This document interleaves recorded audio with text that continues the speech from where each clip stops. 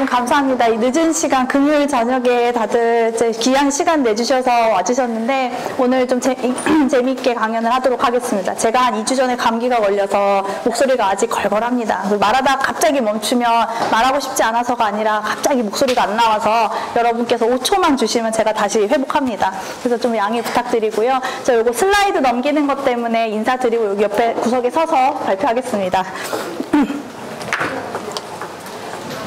네, 전체적으로 이제 순서는 다음과 같습니다. 이게 어려운 용어나 이런 부분들에 너무 집중하지 않으시고 그냥 흐름을 잘 이해해 주시면은 재밌게 들으실 수 있을 것 같아요. 여러분 인공장기라는 말을 요즘 이게 뭐 미디어, 매스컴에서 이제 접하게 될 텐데 말 그대로 우리 어디 아파가지고 치료를 해야 되는데 그 치료를 병원에서 잘 할 수도 있고 뭐 어떤 환경의 경우에는 조직이나 장기를 이식을 받아야 되는 굉장히 좀 힘든 케이스들이 있잖아요. 근데 그러한 경우에 우리가 뭐 언제나 필요한 사람의 장기를 수급받는 그런 상황이 아니래요.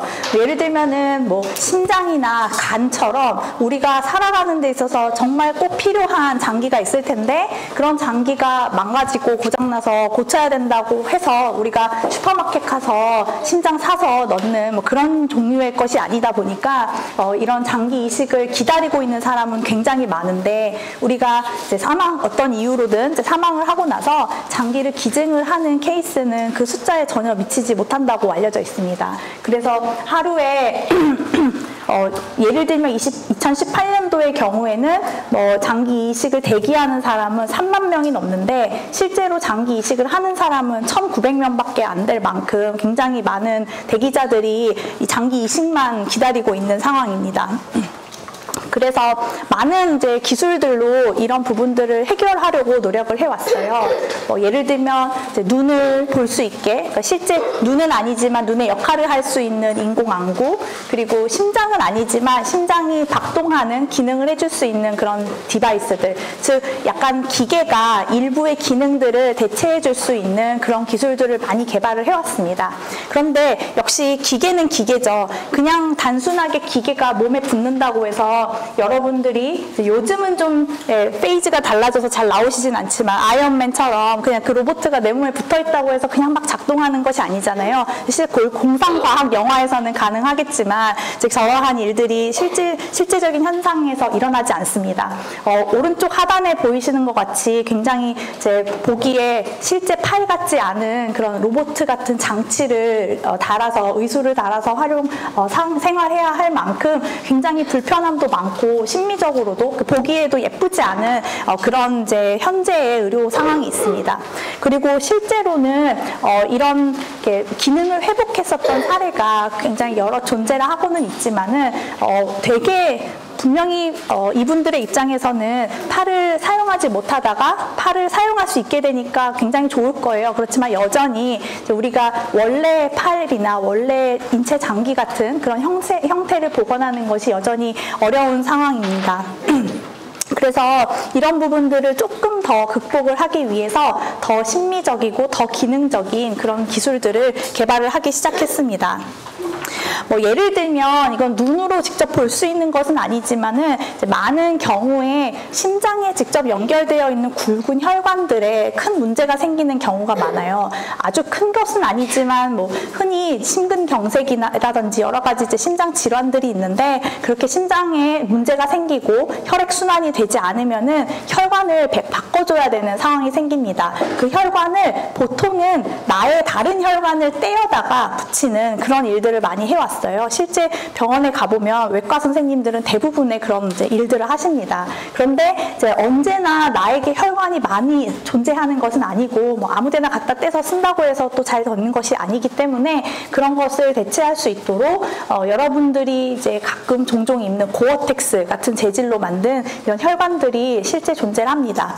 이 혈관은 가로 안에 이제 내경이 한 7mm, 8mm 정도 되는 크기까지는 우리 몸에 이식해도 별 문제 없이 작동을 한다고 해요. 그렇지만 이 가로 직경이 6mm 이하가 되면 너무 작잖아요. 그렇게 되면 그 작은 그 안에서 혈액이 흐르다가 이렇게 벽에 딱 붙어가지고 응고가 되면서 혈액이 순환이 안 되고 막히는 그런 상황이 다시 생길 수 있다고 합니다. 그래서 이런 인공용 이식제, 의료 이식제라는 표현을 쓰는데 이식제가 개발이 많이 되고 되게 좋은 재료로 만들어지고 있지만은 아직까지 조금 극복하지 못한 영역이 있다라는 그런 포인트들입니다. 그리고 이 사례도 눈으로 직접 보기에는 되게 어려웠을 사례입니다. 우리 이제 인체 심장이 하는 주요한 기능이 혈액을 온몸으로 순환을 하는 건데요. 여러분들 혹시 심장 크기가 여러분들의 어떤 사이즈, 어느 크기 정도 된다라는 거 알고 계시나요? 너무 잘하네. 한 명을 고를 수가 없는데요? 이거 맞추면 한 명한테 이걸 또 해주려고 했는데 죄송합니다. 너무 많아서 깜짝 놀랐어요. 네, 딱 주먹만 하잖아요. 이 주먹만한 이 심장이 이렇게 얼마나 기능을 잘하면 온몸으로 혈액을 순환을 하겠어요. 그래서 그 기능을 잘 해야 되는데 이제 아무래도 여러 가지 이제 노화도 있을 것이고 심근경색도 있을 것이고 많은 상황 때문에 이 심장이 기능을 못하는 그 환경이 됩니다. 그렇게 되면 이 인공심장이라는 일종의 기계 펌프를 달아주는 그런 시술을 할 수가 있어요. 완벽하게 100%를 다 바꿔주는 것은 아니고 우리가 좌심실, 그 다음에 우심실 이처럼 정말 펌프의 역할을 해줄 수 있는 특히나 좌심실을 대체해서 인공 펌프를 달아줄 수 있다. 이런 인공장기, 인공심장이 개발이 되었었고요. 그리고 심장이 박동하지 못하는 경우 혹은 박동이 주기적이어야 되는데 가끔씩 주기적이지 않게 갑자기 흔들리게 되면은 신체적으로 이제 굉장히 안 좋은 영향을 초래할 수가 있게 돼서 그 박동을 맞춰주는 페이스메이커라는 전기 장치가 있습니다. 이런 전기 장치들을 통해 가지고 심장의 기능을 잘 할 수 있게끔 도움을 주고 있어요. 그리고 최근에 뭐 이것도 비교적 최근이라고 볼 수 있는데 심장에 있는 좌심실을 100% 인공 펌프로 바꿔주는 것이 아니라 조금은 작은 크기로 이 부분을 바꿔주는 시스템입니다. 예를 들면 우리가 그 좌심실에 있는 영역에서 혈액을 뿜어주는 펌프의 역할을 할 수 있지만은 그 뿜어주는 것을 이제 다른 펌프를 활용해서 돌려서 이제 우회해서 펌프를 해준다. 저런 좌심실 보조 장치 같은 것들도 개발이 되어 있고 그렇지만 이 시스템은 비교적 좀 덜 침습적이고 사이즈도 작고 하니까 덜 부담스럽긴 한데 비용 자체가 굉장히 고비용이고요. 그리고 아무래도 기계 장치를 몸 안에 넣는 거다 보니까 몸 안에서 염증을 일으킬 수 있는 가능성도 굉장히 높습니다. 그래서 이것도 많은 기술 개발은 이루어지고 있으나 여전히 이것도 한계가 있다입니다. 그리고 우리 심장 안에서 심장이 그 크게 하는 일이 혈액을 순환시키는 일이잖아요. 근데 이 순환을 한쪽 방향으로만 시켜야지 막 앞으로 갔다 뒤로 갔다 하면 이제 순환에 방해가 되겠죠. 그래서 그 앞으로 갔다 뒤로 갔다 하지 않게 중간에 그걸 막아주는 시스템이 있습니다. 그것이 이게 판막인데 그 판막의 경우에도 좀 뭐 일부 노화 혹은 여러 질병에 의해서 이 부분을 교체해야 하는 그런 경우들이 생깁니다. 그래서 실제로 돼지나 소의 판막을 활용을 해가지고 사람의 판막을 교체해주는 그런 시술을 하기도 하고요. 오른쪽에 있는 것처럼 약간 의료용 메탈 혹은 뭐 그런 티타늄 같은 것들을 베이스로 해서 만드는 미케니컬 밸브도 있습니다. 그렇지만 여전히 이렇게 만들어진 것들도 5년에서 10년 주기로 계속해서 교체를 해줘야 한대요. 근데 이게 말이 교체지 사실 심장 판막은 나의 이제 하트를 나의 이제 가슴 흉부를 열었다 닫았다 해야 되는 정말 심각한 수술이기 때문에 이걸 5년에서 10년에 한 번씩 바꾼다는 것 자체가 굉장히 힘든 일입니다. 또 다른 케이스입니다. 인공 관절 시술은 비교적 좀 주변에서 많이 이제 하죠. 저희 할머니, 할아버지 이제 케이스들 많이 하고 계시는 시술인데 이게 무릎에 있는 연골 부위는 쓰면 쓸수록 닳아서 없어져요. 그래서 이 닳아서 없어지는 거를 뭔가 교체를 해주면 좋으니까 이것도 되게 좋은 생체 하체 재료로 만들어줍니다. 예를 들면 우리 이제 무릎과 무릎, 그러니까 무릎 부위에서 보면은 위에 무릎뼈와 아래 무릎뼈라고 그냥 쉽게 얘기를 할게요. 그러면은 밑에 받쳐주는 그 영역에서는 완충을 해주는 역할을 해야 돼요. 내가 자꾸 걸으면은 힘이 위에서 아래로 하중이 걸리잖아요. 그래서 밑에 있는 것 부분에서는 힘을 서포트 해줘야 되고, 반면에 위에 있는 영역에서는 조인트 부분에서는 아랫부분을 계속 누르다 보니까 되게 내구성이 좋아야 됩니다. 그래서 위쪽에 있는 저기에서 보이는 약간 이렇게 생긴 부분 있잖아요. 연골 부분인데, 그 연골 부분 같은 경우에는 주로 메탈 베이스로 만들게 되고, 아랫부분 완충을 해야 되는 거는 약간 물렁물렁한 폴리머로 만들고 있습니다. 그래서 이러한 소재의 개발 그리고 배합이 굉장히 잘 이루어지고 있지만, 이 역시 시간이 지나면서 계속해서 이제 이물 반응, 그리고 나의 재료, 나의 몸에서 온 소재가 아니기 때문에 염증 반응이 있을 수 있다라는 부분들, 리스크를 감안을 해야 됩니다. 이런 것처럼 되게 많은 케이스에서 생각보다 의료용 소재 그리고 구조물이 대체제로 사용이 되고 있습니다. 아직까지 모든 조직과 장기를 다 교체하지는 못하지만은 많은 경우에 활용이 되고 있고요. 그렇지만 여전히 앞에 설명한 것처럼 여러 어려움들이 있죠. 이런 어려움들을 조금 더 극복하게 하려고 하는 기술이 조직공학입니다. 이 조직공학은 말 그대로 조직을 만들자, 공학자로서 공학 기술을 활용해서 만들자라는 취지예요. 보기에 조금 무서운 이미지일 수 있습니다. 그렇지만 병원에 가면 정말 흔하게 볼 수 있는 케이스예요. 뭐 두개골이라든지 혹은 뭐 교통사고가 나서 혹은 오토바이 사고가 나서 이제 뼈 부분들이 결손이 생기는 그런 경우들이 생깁니다. 그러면 저런 두개골 부분의 손상을 어떻게 해결해야 하냐면요. 단순하게 뼈를 어디서 가져와서 붙일 수 있는 그런 상황이 아니에요. 그러다 보니까 사체에서 피부와 골을 동시에 이식하는 그런 시술들을 해야만 했었습니다. 그리고 이러한 케이스도 교통사고가 났는데 이제 크게 부딪혀서 두개골이 이제 손상이 된 거예요. 육안으로 봤을 때는 굉장히 멀쩡해 보이지만 사실 저희 왼쪽에 있는 의료 영상 사진처럼 푹 파여서 이제 옆에서 보면 함몰이 돼 있는 그런 케이스입니다. 그래서 이러한 경우에는 골 조직을 꼭 이식을 해야 되는 상황이죠. 그리고 이 경우는 이제 무언가 여러 사고가 있을 수는 있었겠지만은 이제 선천적으로 이렇게 손가락이나 발가락이 이렇게 짧게 태어난 경우들도 있습니다. 그리고 귀가 작게 태어나는 그런 경우들도 있어서 이런 부분에는 뼈 조직을 이식하거나 혹은 형태를 재건할 수 있는 성형 수술이 굉장히 필요합니다. 이런 경우에 별다른 대안이 현재는 없습니다. 그래서 이 부분을 어떻게 하면은 메꿔줄 수 있을까라는 취지로 한 1989년도 그쯤부터 사람들이 그럼 우리가 조직을 만들자라는 취지로 조직공학이라는 기술이 개발이 되게 되었습니다. 이런 조직공학을 기술을 활용해서 조직 재생한 사례를 몇 가지 가지고 왔어요. 첫 번째 사례는 호흡 기도입니다. 그러니까 여러분께 숨을 쉴 때 이제 숨이 이렇게 올라갔다 내려갔다 하는 기관이 있고, 그 기관을 우리가 기도라는 이름을 써서 붙이는데요. 폐에서 콧구멍 사이라고 생각하시면 됩니다. 이 폐에서 콧구멍 사이에 이 기관이 손상이 되면 말 그대로 숨을 쉴 수가 없거든요. 그러면 우리가 숨을 쉴 수 있게 해주는 다른 별도의 튜브를 목 부분에다가 연결을 해주거나 그런 케이스들이 있습니다. 그런데 이 사례는 스페인에 있는 여성분이 폐결핵 때문에 한쪽 기관이 염증이 너무 심해서 이제 절제를 했었던 상황이고, 그 기관 부분에다가 다른 이제 조직에서 온 그 구조물들을 이렇게 관 형태로 만들고, 특히 관 형태에다가 사람의 실제 연골 조직을 같이 감싸가지고 이식을 했었던 케이스입니다.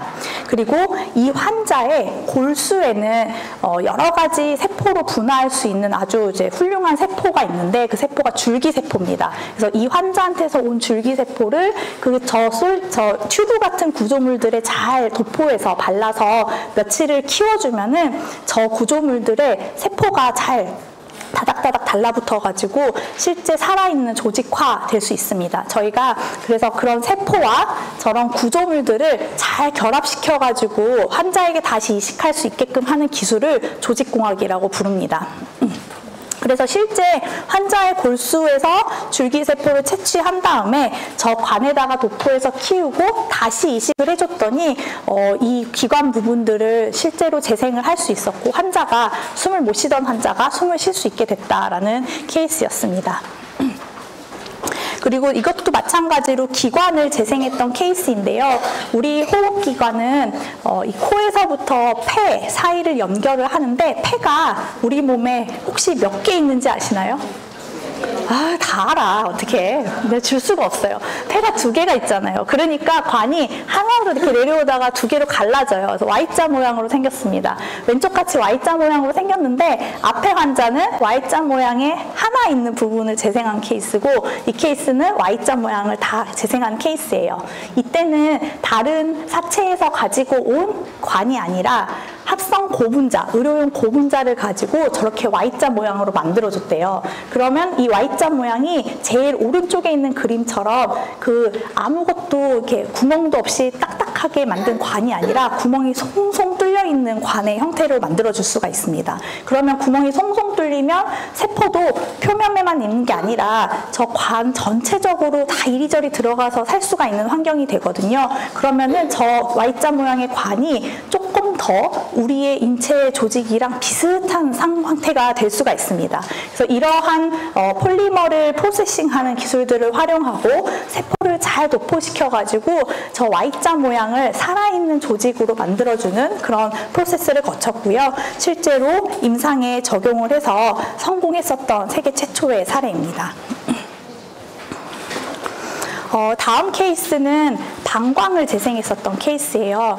방광은 이제 우리 몸 안에서 여러 뭐 신장에서 나쁜 노폐물들도 걸러내고 하고 남은 찌꺼기를 모아놨다가 이제 소변으로 배출하기 직전 단계에 모아놓는 주머니의 역할을 하고 있잖아요. 그러다 보니까 이 주머니 같은 모양도 있어야 되고요. 그리고 이 오줌이 어느 정도 방광에 찰 때쯤에 배출이 되어라 라는 신호를 받을 수 있는 신경과의 연접도 필요한 그런 장기입니다. 생긴 건 그냥 공같이 생겨서 단순해 보이는데 얘가 우리 신경 시스템에 잘 적용을 잘 접목이 돼야만 기능을 할 수 있는 그런 장기가 그렇게 장기가 될 수가 있습니다.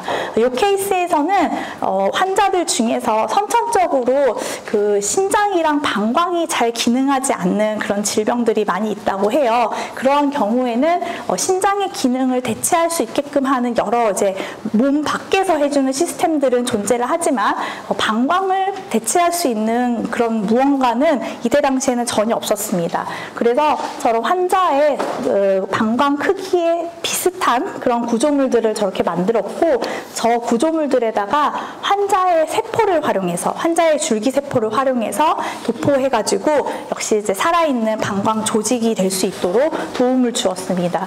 그리고 나서 환자에게 진짜 이식을 했고 이식을 하고 나서 이식을 하는 과정에서 저 구조물이 아무래도 외부 물질이다 보니까 환자한테 들어가면 굉장히 격렬한 면역 거부 반응, 면역 거부가 아니고 염증 반응을 일으킬 수가 있습니다. 그래서 염증 반응을 줄이기 위해서 이제 환자의 뱃속에 있는 조직을 살짝 이렇게 걷어내서 저 구조물에 감싸서 넣었다고 해요. 그래서 그 기술이 조금 저런 인공 보형물을 체내에 이식할 때 좀 격렬한 염증 반응들을 줄여줄 수 있는 그런 테크닉으로 많이 사용이 되고 있습니다. 그래서 굉장히 성공적으로 방광을 재생할 수 있었던 케이스였습니다.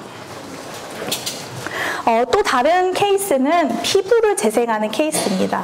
이렇게 우리 막 이렇게 놀면서 생길 수 있는 그런 단순한 피부 상처는 한 7일 정도만 지나도 피부가 힐링하는 메커니즘이 굉장히 좋아서 되게 잘 재생이 됩니다. 그래서 아무리 다쳐도 까져도 약 잘 바르고 메디폼 잘 붙이고 있으면 한 7일에서 14일만 되면은 다 나의 세포 피부로 돌아오잖아요. 그런데 만약에 우리가 화상을 입었거나 그리고 굉장히 나쁜 그 독한 케미컬에 노출이 됐거나 하는 경우에는 더 이상 돌아올 수 없는 상태로 이제 피부가 손상이 됩니다. 그런 환자들이 굉장히 많고요. 그리고 화상 전문 병원 같은 데 가면은 정말 그 전체 피부가 다 벗겨져서 없어진 그런 케이스의 환자들도 있습니다.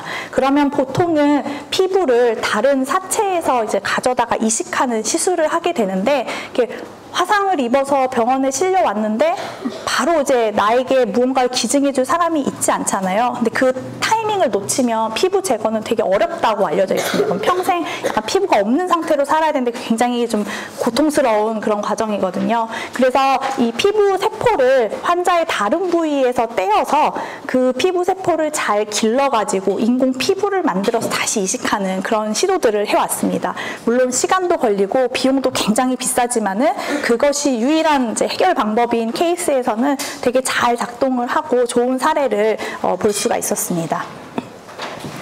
연골 같은 경우에도 마찬가지예요. 앞에서는 우리가 그 메탈과 그리고 폴리머 이렇게 구조물로 되어 있는 걸 이식을 했지만은 꼭 100% 다 교체를 하지 않아도 괜찮은 경우에 한해서 환자의 본인의 연골세포를 매트릭스와 잘 이렇게 혼합을 해가지고 저렇게 손상된 부위만 교체해주는, 발라주는 그런 연골 치료제도 개발이 됐습니다. 이 경우에는 연골 결손이 뭐 특정 사이즈 이하인 경우에 본인의 연골세포와 그 다음에 히알루론산이라는 소재를 잘 배합해가지고 발라서 치료할 수 있다는 것을 검증을 했었습니다. 이처럼 이제 뭔가의 의료용 소재와 그리고 환자 본인의 세포들을 조합했을 때 기존에는 치료하기 어려웠었던 영역까지 치료할 수 있다는 것을 조직공학이라는 기술이 보여줄 수가 있게 되었습니다. 그런데 이 조직공학이라는 기술이 가지고 있는 또 어려운 점은 앞에서 보여드린 것 같은 Y자 모양의 구조물을 만들려면 이 Y자 모양의 역상, 그러니까 거꾸로 이거랑 반대로 생긴 틀을 만든 다음에 그 Y자 모양을 만들어주고 또 거기에다가 세포를 또 시딩해서 발라주고 하는 되게 귀찮고 번거로운 과정, 그리고 사람이 모든 일을 다 이제 매뉴얼리 노동 집약적으로 해야 한다라는 그런 한계점이 있었습니다.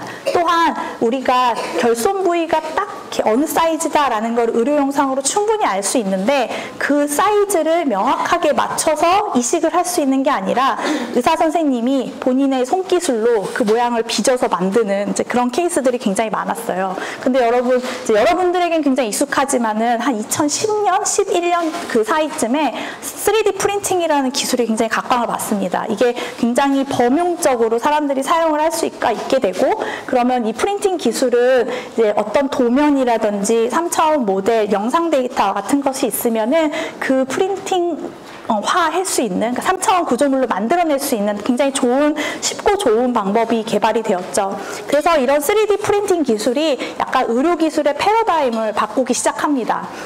위에서 보이는 3차원 프린팅 기술은 굉장히 많은 친구들이, 오늘은 좀 연령대가 좀 많이 낮기는 하지만 그래도 이제 설명을 드리자면은 3차원의 이런 삼각뿔 모양의 구조가 있으면 이거를 깎아서 삼각뿔을 만드는 게 아니라 이 삼각뿔을 이제 층층이 그 가로축으로 이렇게 그려가지고 쌓아 올려서 저렇게 만든다라고 이해를 해주시면 됩니다.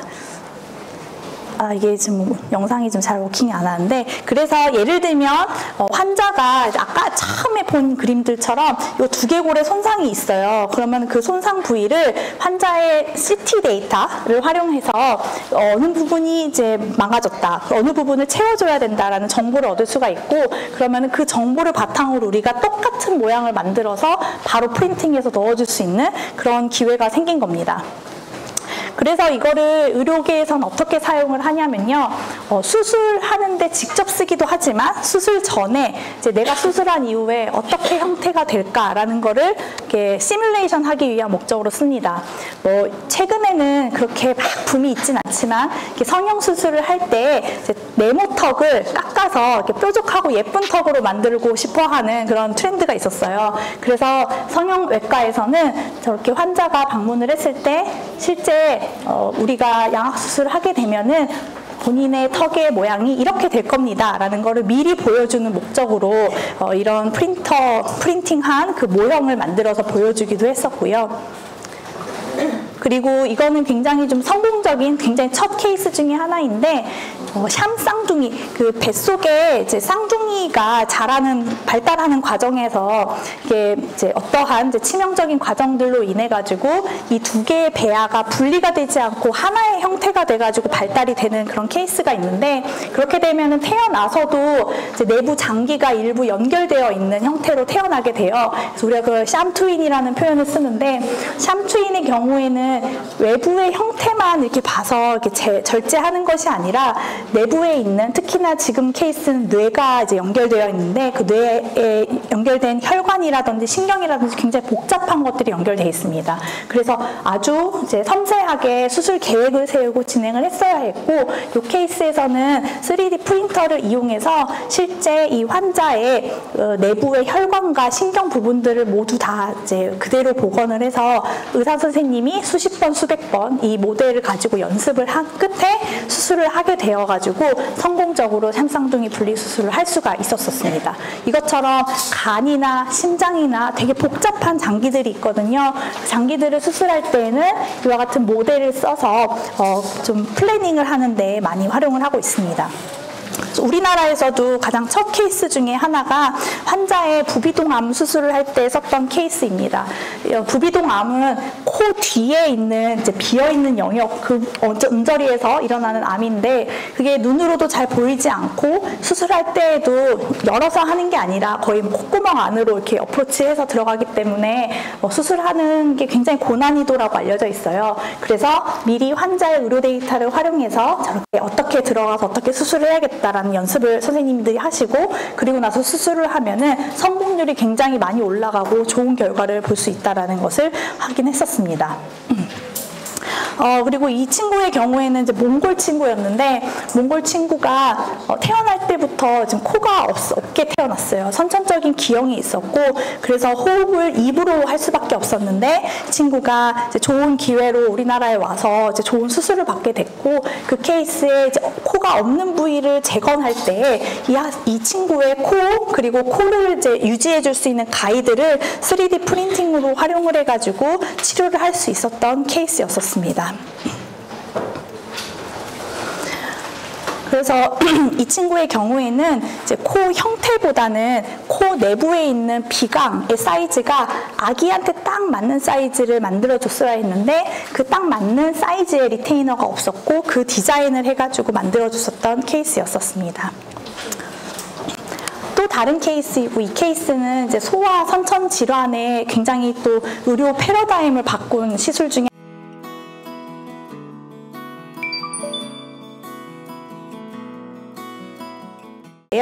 이 아기가 태어날 때부터 그 아까 말했던 그 기관 있잖아요. Y자 모양의 그 기관, 그 중에 한쪽 이렇게 나눠져 있는 이 기관이 너무 얇게 태어난 거예요. 그래서 그렇게 얇게 태어난 아기의 경우에는 이렇게 하다가 잘못 탁 움직이면은 그 부분에 협착이 탁 생겨서 갑자기 숨을 못 쉬어서 갑자기 즉사하는 경우가 되게 많다고 합니다.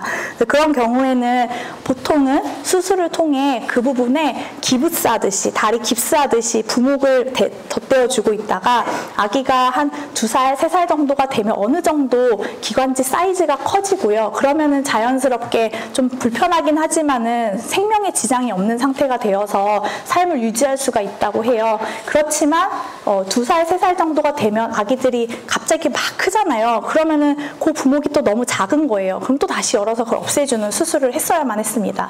근데 우리가 프린터를 활용해가지고 아기의 의료 영상 데이터로 그 기관지 사이즈를 확인한 다음에 얘가 한 2년 정도 컸을 때 어느 정도 크기가 되겠다라는 정도를 예상해서 만들어서 넣어주고요. 그리고 2년 이후에 저 부목은 녹아서 사라지는 재료로 만들게 됐습니다. 그래서 프린터하고 생체 재료의 이 조합이 이 아기에게 좋은, 수술을 딱 한 번만 해도 되는 그런 환경을 만들어주게 된 케이스입니다. 이 기술에 대해서 이제 기술 개발자가 설명하는 내용들인데요. 이렇게 형태들을 충분히 만들 수 있는 이제 프린터에 대해서 설명을 하고 있습니다. 이분이 그 200명의 환자의 그 CT 데이터들을 활용해서 저 프린터를 가지고 본인의 이제 학교 안에서 만들게 되고요. 물론 굉장히 클린한 환경에서 만드는 겁니다. 그리고 디자인과 그 사이즈 조합 같은 것들을 직접 해가지고 실제 시술하는 데 사용을 하고 있다고 합니다. 그래서 그렇게 만들어진 구조물을 아틀란타에 있는 그 어린이 병원에서 수술을 진행을 하게 되고요. 이 아기도 마찬가지로 그런 선천적 질환을 앓고 있었는데 아기에게 그 부목을 시술하는 과정을 이제 간략하게 소개한 것입니다. 그래서 이 프린터로 아기에게 딱 맞는 저 부목을 디자인해서 프린팅을 했고요. 이렇게 육안으로 봐도 거의 뭐 끊어질 것 같은 되게 얇은 기관인데 그 기관 부분에 저런 부목을 대서 잘 서바이브 할 수 있게 만들어줬던 케이스였습니다. 이런 경우에도 저희가 아주 또 다양한 기술들을 추가해 줄 수가 있어요. 예를 들면 맨 처음에 보여드렸던 그 관 형태의 기관이 실제로 연골 하나만으로 이루어진 게 아니라 우리 장기는 여러 개의 티슈로 겹겹이 이루어져 있고 특히 내부에는 우리가 숨을 쉬잖아요. 그 숨을 쉴 때 어쩔 때는 뭐 가래가 껴서 불편하기도 하고 할 텐데 그 가래가 끼는 원인이 그 내부가 점막이라는 조직으로 이루어져 있기 때문입니다. 그래서 우리처럼 프린팅을 하게 되면은 구조도 만들 수 있고 그다음에 점막이라는 조직을 만들 수 있게 세포도 같이 프린팅을 할 수 있고 바깥에 있는 연골이 될 수 있게 또 연골도 프린팅을 할 수 있는 그러한 좀 재밌는 기술이다라는 거를 좀 강조했었던 사례입니다. 이 케이스도 이제 국내에서 진행했던 케이스예요. 이 환자는 이제 곧 대학에 들어갈 그런 나이가 됐는데 이 친구가 12세 때 이제 앞면에 암이 있어가지고 암 치료를 하다 보니까 방사선 항암을 했대요. 그래서 오른쪽으로 육안으로 봤을 때 오른쪽은 이제 암 치료, 방사선 치료하지 않아서 성인이 되면서 이렇게 성장을 했고 오른쪽은 방사선 치료를 해가지고 일부가 성장을 잘 못한 상태예요. 그랬다 보니까 왼쪽과 오른쪽이 좀 잘 밸런스가 맞지 않아서 심리적으로 조금 더 예뻐지고 싶은 마음에 병원에 방문을 했다고 합니다. 그래서 보통은 이런 함몰되어 있는 광대뼈를 다시 복원을 하는 과정이 자기의 갈비뼈를 하나 이렇게 빼요, 몸에서. 그리고 그 갈비뼈를 빼서 그거를 성형외과 선생님이 열심히 조각을 합니다. 그리고 여기다가 이렇게 이식을 해서 올려주는 그런 수술들을 그동안은 해왔어요. 그런데 이게 2014년도에 수술을 했던 케이스인데 이 케이스에서 우리나라에서 최초로 이제 프린팅을 해가지고 구조물을 이식을 했었습니다. 어떻게 하냐면요. 환자의 CT 사진을 찍습니다. 그러면 저렇게 해골 모양을 얻을 수가 있죠. 해골 모양에서 우리가 육안으로 봤을 때 오른쪽은 잘 성장을 했잖아요. 그래서 오른쪽의 형태를 왼쪽 가운데를 기준으로 왼쪽으로 싹 돌려줘요. 그러면 내가 가지고 있는 오른쪽과 왼쪽이 얼마만큼 차이가 난다라는 거를 컴퓨터 소프트웨어로 계산을 할 수가 있어요. 그래서 그 계산한 값을 바탕으로 저런 모양을 만들어서 저 모양을 그대로 프린팅을 해주는 과정을 거칩니다. 그래서 인공 광대뼈를 이게 왜 이렇게 몇 개가 안 되죠? 프린팅을 하게 되는데 이렇게 프린팅을 하게 되면은 이러한 모양을 만들게 되고 저런 모양을 실제로 이제 이식을 하는 그런 프로세스를 거칩니다. 이것도 영상인데 이건 여러분들의 이제 위해서 하지 않겠습니다.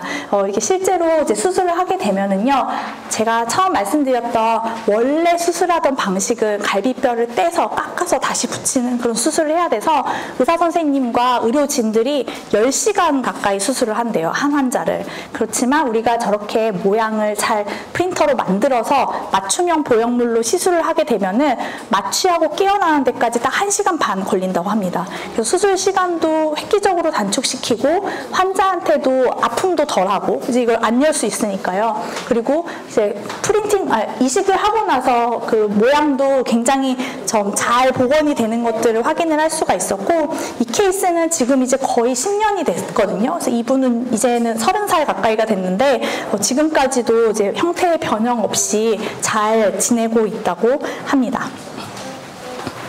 네, 아주 다양한 사례들을 조금씩 이렇게 소개를 드렸어요. 근데 여기에서 조금 궁극적으로 강조하고 싶은 이제 내용들이 하나 있습니다. 이거는 80년대 후반에 나온 영상인데, 영화인데, 영화에 나오는 영상을, 왜 이렇게 재생이 안 되죠? 큰일 났네.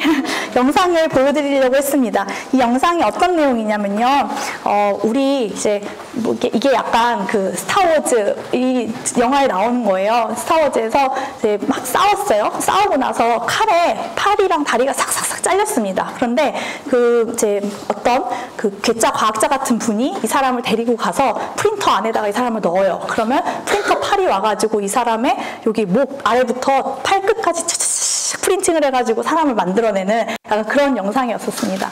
그런 것처럼 이제 프린터가 이제 아이디얼하게 이상적으로는 여러 가지 재료를 가지고 여러 똑같은 형태들을 막 만들어낼 수가 있으니까 우리 몸에 있는 세포 그리고 장기를 구성하는 것들을 가지고 프린팅을 해낼 수 있다라는 것을 좀 이해할 수가 있겠죠. 그래서 세포 프린팅 내지는 바이오 프린팅이라는 이름이 3D 프린팅이지만 세포와 그리고 여러 가지 바이오 재료들을 가지고 프린팅을 할 수 있는 기술이다라고 이해를 해주시면 좋습니다. 그래서 이런 기술들이 한 2000년대 후반부터 점점 연구가 많이 되기 시작했고요. 현재는 아주 100% 인체 장기의 기능을 다 대체할 수는 없지만은 일부의 조직 기능들을 대체하는 그런 기술로 각광을 받고 있습니다. 개념을 간단하게 소개를 드릴게요. 이 케이스도 마찬가지로 기관을 프린팅하는 경우입니다. 제가 기관만 다 모아가지고 왔습니다. 이 환자의 코에 있는 연골세포를 분리하고 코 뒤에 있는 데에서 점막세포를 가지고 왔어요. 그래서 이 하얀색으로 된 그 스트럭처, 그 구조물을 프린팅을 하고 안쪽에 빨간색으로는 점막을 프린팅하고 저 파란색으로는 연골을 프린팅해서 이렇게 세 가지 재료가 고루고루 프린팅 되어 있는 이런 구조물들을 만들 수가 있게 됩니다. 그리고 나서 저렇게 아픈 기관 부분을 도려내고 이 부분에다가 실제로 이식하는 이런 케이스를 작년에 서울 성모병원에 있는 연구진들이 실제 진행을 했습니다. 그래서 이게 세계에서 알려져 있기로 세계에서 2번째 임상 진입했었던 사례이고 이런 프린팅 기술 덕분에 그 환자는 식도암이 있는 환자였거든요. 그러다 보니까 식도 부분에 대부분에 있는 이 장기가 다 손상이 돼서 모든 부분을 절제해냈고 사실은 평생 그 기관 튜브를 기도 튜브 이렇게 밖에 이렇게 튜브를 연결해서 숨 쉴 수 있게 해주는 장치인데 그 장치를 장착하고 살았어야 하는데 저런 과정을 통해서 현재 장착하지 않고 본인의 기도로 이제 숨을 쉬고 잘 지내고 있다고 알려져 있습니다. 이런 것처럼 여러 가지 목적으로 세포를 프린팅하는 기술을 개발을 했어요. 이 경우에는 심장 근육에 문제가 있어서 심근경색이 온 환자한테 마치 심장 표면에다가 반창고를 붙여주듯이 이렇게 프린팅을 했었던 사례이고요. 이거는 이제 쥐에게 이식을 한 사례인데 저렇게 쥐의 심장이 뛰고 있고 쥐의 심장은 사람보다 3배 빨리 뜁니다. 저렇게 뛰고 있고 저 표면에다가 이렇게 반창고 같이 세포가 들어있는 패치를 붙여주는 케이스예요. 이렇게 붙여주게 되면은 8주 정도가 지나면 이게 붙여주지 않은 다른 그 쥐들에 비해서 심장 기능이 20% 이상 좋아지는 그런 결과들을 볼 수가 있었습니다. 그리고 또 다른 사례는 각막이에요. 각막 같은 경우에는 사실 기능이 투명한 유리창을 유지해주는 것이거든요. 각막을 통해서 보는 거잖아요, 우리가. 그래서 그렇게 투명하게 만들게 하기 위해서 프린팅으로 세포의 결을 만들어줍니다.